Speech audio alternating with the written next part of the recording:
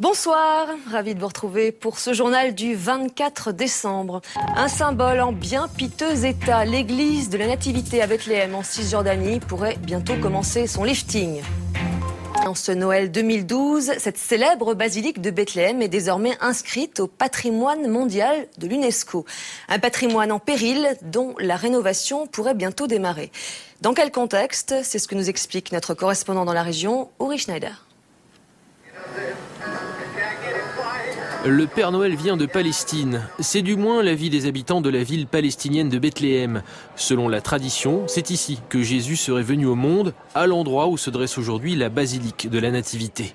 Vieille de 1700 ans, elle n'a encore jamais été rénovée. Pour Roulut Daibes, cela a ses avantages et ses inconvénients. Elle a étudié en Allemagne la restauration du patrimoine et jusqu'à récemment, elle était la ministre palestinienne du tourisme. C'est une église qui compte parmi les plus anciennes au monde. Elle est aussi une des rares à avoir été utilisée en continu.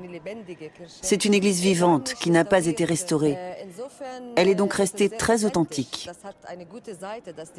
C'est une bonne chose qu'elle n'ait pas subi trop de travaux, mais après tous ces siècles, son état exige d'importants travaux de restauration, au niveau du toit notamment. Les infiltrations d'eau de pluie menacent en effet l'intégrité du bâtiment et les précieuses mosaïques.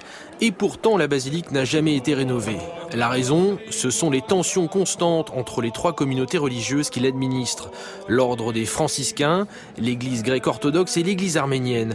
Chacune veut avoir le dessus, et pas seulement dans la basilique. Tout près de là, dans l'église du Saint-Sépulcre, située à Jérusalem, il n'est pas rare que les moines en viennent aux mains. Les lieux saints sont tellement convoités que les droits de propriété sont établis au centimètre carré près.